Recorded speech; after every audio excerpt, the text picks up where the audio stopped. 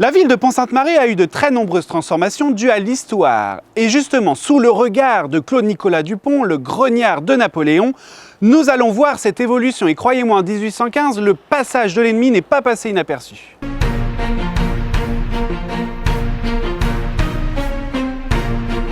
C'est dans cet environnement que Claude-Nicolas Dupont va reprendre la ferme familiale.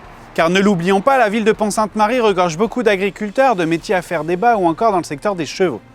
Autre chose, la famille, ou plutôt l'entourage de Claude-Nicolas Dupont, est très bien implanté dans la localité. Nous avons par exemple son beau-frère qui est garde champêtre, mais aussi son père qui est conseiller municipal. Alors il était évident pour lui de suivre la même voie. La première action en tant que conseiller municipal fut d'acter la refonte des cloches. Ça a permis de moderniser le clocher et surtout de créer de nouvelles cloches. Et oui, éco-responsabilité bien sûr. Autre modification dans le quartier de l'église, c'est une fameuse passerelle pile poil dans l'axe de l'église, juste derrière moi. Malheureusement, elle a été détruite à cause de la glace et un autre pont juste à côté a été construit. On continue avec un autre changement, pas si surprenant pour cette période, mais ça pourrait l'être aujourd'hui. C'est le changement d'emplacement pour le cimetière. Il faut savoir que l'ancien cimetière était tout autour de l'église.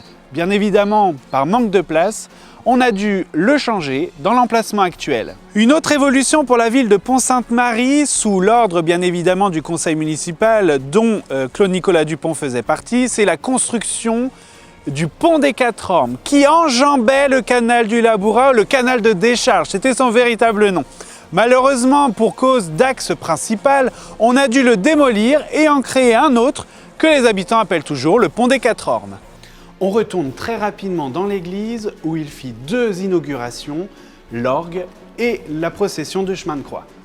La vie de Claude-Nicolas Dupont est liée à jamais à la ville de Pont-Sainte-Marie grâce à son implication dans sa localité. Pour preuve, la municipalité va même lui donner un diplôme de bonne moralité et il est décerné à ceux qui ont une vie citoyenne exemplaire. Notre grognard au destin incroyable finira son parcours en 1867 où il sera inhumé dans le cimetière de Pont-Sainte-Marie, juste ici.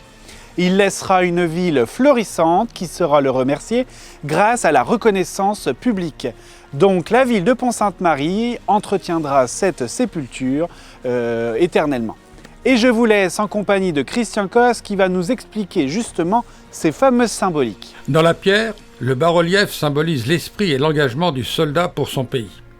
L'étoile sur un ruban, un héros. L'épée, le bras armé du soldat, prêt à défendre ou à conquérir pour son pays.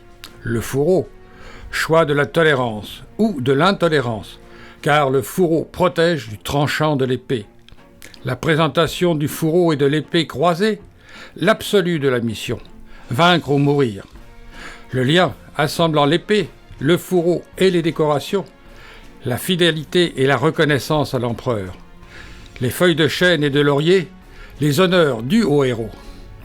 La croix de la Légion d'honneur et de Sainte-Hélène, la reconnaissance de la valeur et de l'engagement de leurs porteurs. Vous l'aurez compris, Claude-Nicolas Dupont est un véritable symbole historique pour la ville de Pont-Sainte-Marie qui saura le remercier en nommant une rue très prochainement, donc restez attentifs dans l'actualité de la ville de Pont-Sainte-Marie. Je tiens à remercier l'historien local incontournable de Pont-Sainte-Marie, Christian Coste, qui a été très précieux pour l'élaboration de cet épisode. En attendant, on se retrouve très prochainement pour un autre sujet autour de la ville de Pont-Sainte-Marie.